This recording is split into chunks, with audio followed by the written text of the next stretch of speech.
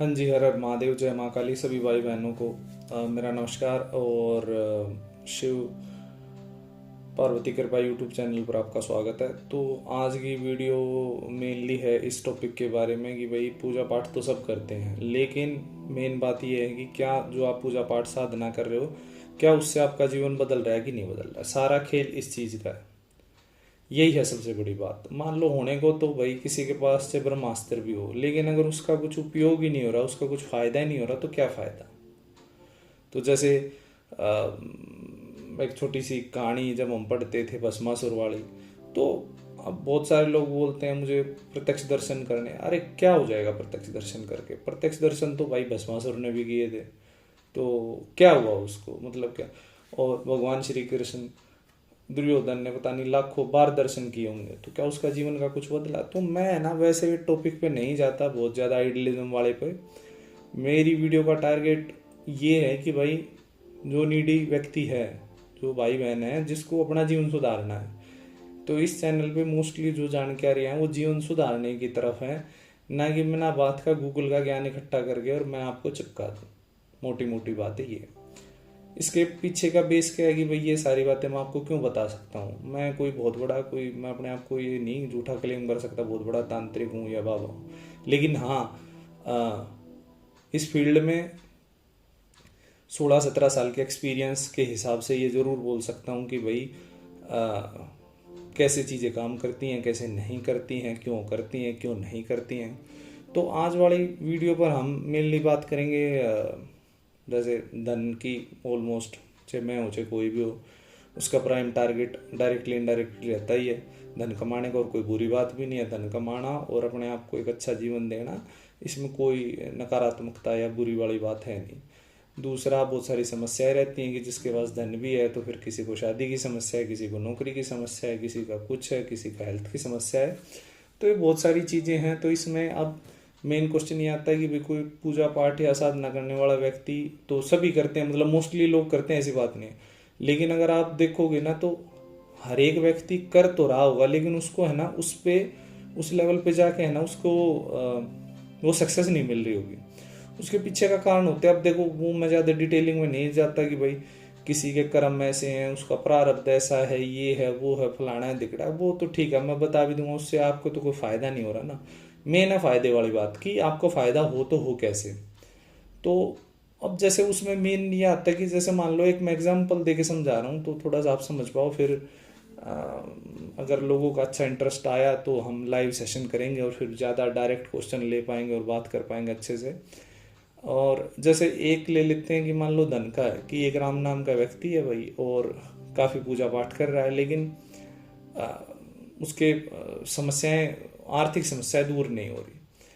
तो उसमें जैसे क्या कर सकते हो आप? तो उसमें एक तरीका ये है सबसे अच्छा करने का कि मैं कोई आपको है ना ऐसी साधनाएं नहीं बताऊंगा, क्योंकि साधनाएं मैंने चैनल पे 2-3 डाल रखी है और अलग से साधना वाली वीडियो डाल भी दूंगा मैं।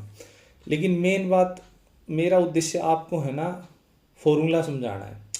अगर फॉर्मूला समझ जाओगे तो पूरा का पूरा जो है ना वो पैटर्न जो है ना आदमी अनब्लॉक कर लेता है।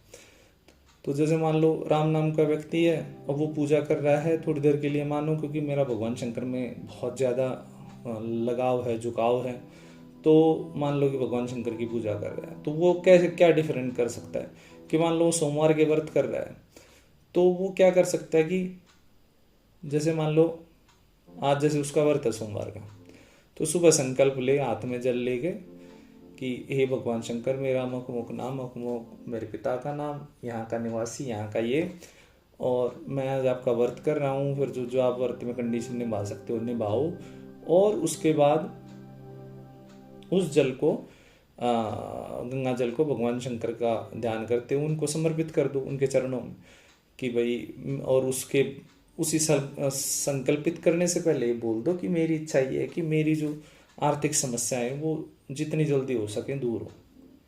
फिर आप देखना, जब वो व्यक्ति आज से 6 महीने पूजा पाठ कर रहा था, उसके 6 महीने के बाद उसके बाद का अंतर आपको अलग दिखेगा।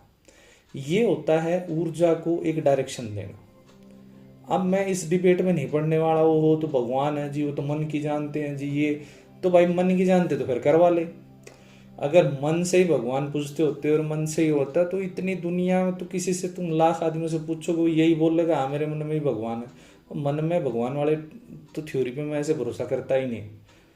भगवान के लिए आपको कठिन परिश्रम, साधनाएं, तपस्याएं, व्रत, जाप, स्तोत्र करने ही पड़ेंगे अगर रिजल्ट लेना है। अगर आपको डिबेट करनी है, गूगल बनना है, भाई रावण ने कौन सी पूजा की थी, रावण ने कौन सा मंत्र किया था, अब बताओ, मैं मान लो मैं कहीं से निकाल के बता भी दूं तो क्या फर्क पड़ जाए, क्या आपको मिलेगा, क्या मुझे मिलेगा, अगर आपका जीवन ही ठीक नहीं हुआ तो ऐसे करके आप उस पूजा को ना संकल्पित कर सकते हो।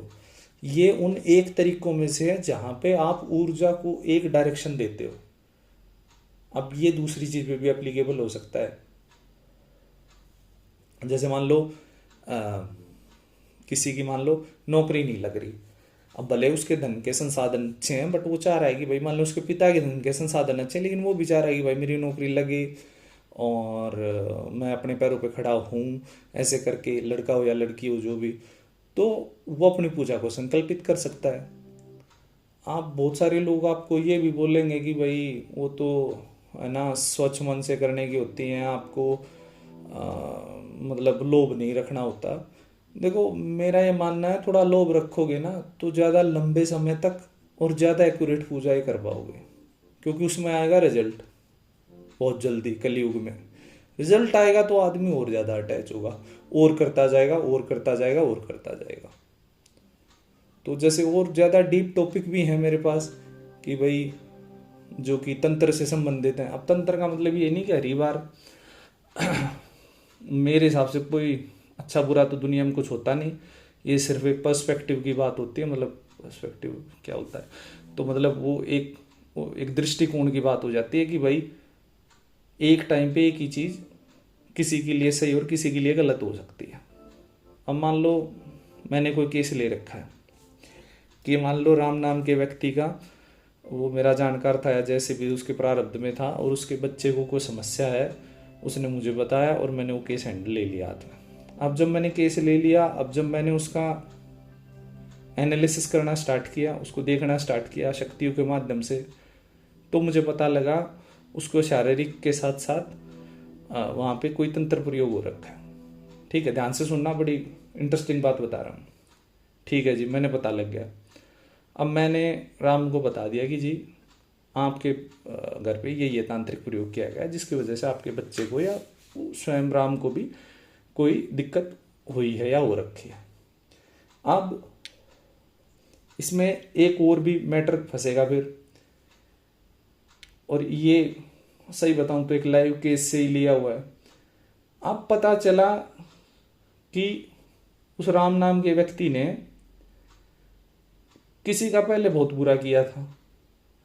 अब मैं ज़्यादा किसी की पर्सनल डिटेल खोल नहीं सकता कि मान लो वो किसी थाने के अंदर सच होता तो उसने किसी को थोड़ा सा गलत तरीके से ट्रीट किया था। वो व्यक्ति तंत्र विद्या का जानकार था, उसने उठा के उसके ऊपर प्रयोग कर दिया। अब दृष्टिकोण की बात है, उसने अपना बदला लिया जो कि ठीक है, उसके पास जो पावर थी उसने यूज़ करी, जो उस पुलिस डिपार्टमेंट वाले के पास थी उसने यूज़ करी, दोनों ने अपनी पावर यूज़ करी। अब जिसकी ज़्यादा स्ट्रोंग होगी वो जीत जाएगा, प्रकृति इसी चीज़ पे चलती है। अब इस पूरे प्रकरण में मेरा क्या वो बनता है कि भाई मैं किसी को सपोर्ट करूं, और मैं करूंगा तो मैं किसी का बदला रोक रहा हूं, तो उसके लिए मैं सबसे बुरा व्यक्ति हूं। जिसके बच्चे को बचा रहा हूं उसके लिए मैं सबसे अच्छा व्यक्ति हूं। तो अच्छा बुरा कुछ नहीं होता, ये सिर्फ दृष्टिकोण की बात है कि एक टाइम पे एक चीज, एक विधि, एक भगवान, सब कुछ एक टाइम पे अच्छा और बुरा दोनों हो सकते हैं। तो अगली टॉपिक पे अगर कुछ स्पेसिफिक टॉपिक पे वीडियो चाहिए तो आप मुझे बताना, फिर उस पर लेके आएंगे, उस पर बनाएंगे। और तब तक के लिए हर हर महादेव, जय माँ काली, जय भोलेनाथ।